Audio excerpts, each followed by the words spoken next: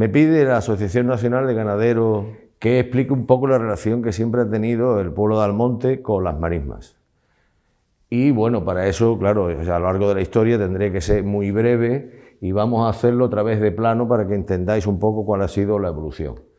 Evidentemente, el actual territorio de Almonte siempre ha tenido, incluso desde época prehistórica, ha tenido siempre habitantes, ¿vale? Hace poco tiempo se descubrieron 3 yacimientos del Paleolítico. También sabemos que estuvieron los romanos en la parte del Cerro Ortigo, en el actual parque, ¿vale? Que tenía una central de pesquerías. Y bueno, y también sabemos que los árabes utilizaron estas marismas, las marismas del Guadalquivir, derecha e izquierda, como criadores de caballos, ¿no? Tenían una yeguada militar. Por lo tanto, históricamente ha sido un territorio muy ocupado, depredado por la acción humana, y bueno, y a lo largo del tiempo también lo que ha hecho ha sido que ese mar ligustino de la época romana pues haya ido cerrando con el cinturón de dunas móviles, y la decantación del río Guadalquivir pues ha hecho lo que hoy tengamos, que antes estaba abierto al mar. Bien, Almonte como núcleo se empieza a crear como núcleo urbano, se empieza a crear en 1330 por una donación real, y esto siempre había sido aprovechado por el antiguo reino árabe de Niebla, es decir, Moguer, Palos, Niebla, Lucena, Rociena, siempre habían utilizado la marisma como zona para la ganadería, para el yerbaje de la ganadería extensiva, tanto caballar, de cerdo, etcétera, etcétera, y también para la pesca y volatería por la cantidad de caños y agua que tenía. Bien, y ahí empezamos ya a hablar de un punto de inflexión, que esto parece ser, por lo resto que tenemos, que era cazadero real, todo lo que era el bosque de la Rocina, que prácticamente es lo que vemos, desde el Tinto hasta el Guadalquivir y desde Almonte hacia abajo hasta el mar. Bien, en 1400 y pico se levanta el pabellón de caza del Lomo del Grullo. Por lo tanto, parece ser que el cazadero real se reduce a las proximidades de Hinojo y Sevilla, y aquí empieza a depredar el duque de Medina Sidonia, sin ser suyo, pero al ser un personaje importante, pues empieza a utilizar también como cazadero, incluso levanta su primer choza, que hoy día es el palacio, etcétera, etcétera. Pero hay un hito histórico importante, que es en el año 1477, el rey le dona a un antiguo secretario suyo, Esteban Pérez Cabitos, actualmente en aquella época vivía en Sevilla, le dona la volatería y la caza de todo lo que se llama el caño y madre de la Rocina. Caño y madre de la Rocina, ¿vale? Que empieza más o menos por aquí desde el arroyo, más o menos lo que le dona es del Palacio de la Sebrón, la parte más ancha del caño de la Rocina, la madre de la Rocina, el caño de Breines, hasta la desembocadura del Guadalquivir, exclusivamente para la caza y volatería. Esto sucede en 1477. Por lo tanto, ya, si la Casa Real tenía su zona, su cazadero, en términos de Hinojo, en el Palacio Lomo del Grullo, ahora ya queda un tercero propietario, se mete por medio y ya son 3 litigantes, es decir, el Consejo de Almonte, que avanza hacia ocupar estos terrenos, un particular sevillano que obtiene por privilegio real, y tenemos ya 3 contendientes y 3 que se aprovechan de lo que llamamos esas marismas de Almonte. Bien, en 1582, 2 particulares, Juan de Gracia, un hombre hacendado, político de Almonte, y su cuñado,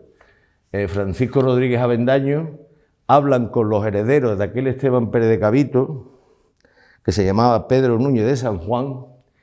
y le compran sus posesiones de la caza y pesca de esto que hablamos del Perchel, que es el actual Palacio de la Cebrón, que es más o menos límite de la compra, hasta el caño de Brenes, hasta el desembocadura del Guadalquivir, por 250 ducados. Y ellos se hacen los propietarios. Esto es a finales de 1582. Se entera el ayuntamiento y plantea una demanda a estos 2 propietarios diciendo, bueno, que esos son terrenos comunales, que el ayuntamiento tiene pleno dominio, y además un tercero, un tal Diego de Almonte, también pleitea con ellos, le pone pleito en los mismos términos. Eso es terrenos comunales de la Villa de Almonte y tiene su dominio. Por lo tanto, en fin, empieza el pleito entre esas tres partes y en marzo de 1583 se llega a un acuerdo entre todas las partes, es decir, el ayuntamiento de Almonte, el duque de Medina Sidonia y estos dos propietarios, y deciden, para evitar pleitos y contiendas, que se lo vende por el mismo precio que le costó, por 250 ducados. En la escritura que se hace el 29 de marzo de 1583, se hace una escritura con digamos, todo el protocolo que se pretendía. Es decir, por una parte, el duque se queda la margen que está en sus estados, es decir, todo lo que es el caño de Breine, va a tener derecho a la caza y la volatería, porque parece ser que a Rodríguez Avendaño y Juan de Gracia el duque le da una cantidad, creemos 50 ducados para quedarse con esa volatería. Otro protocolo es que el ayuntamiento de Almonte se va a quedar con la volatería al principio de lo que es del Palacio de la Cebrón hasta las Madres y Playas del Rocío, pero la escritura se dice que también van a tener derecho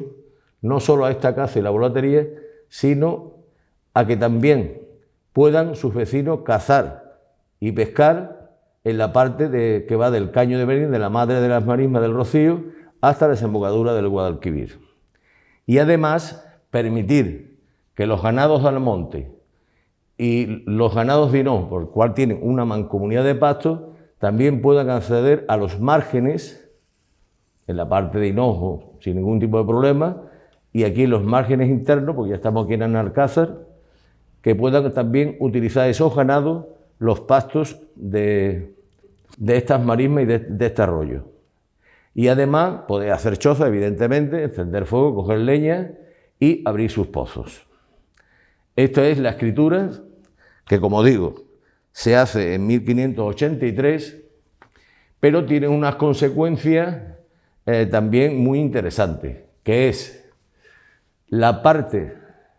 de estas marismas donde sería la Madre de la Rocina, Madre Caño, Madre de la Rocina, con todo el entorno de la ermita, pasa a ser propiedad del ayuntamiento, o sea, del concejo. ¿Por qué? Porque aquí había mucha agua, los linderos de la época no se hacían con esa exactitud y resulta que se había hecho,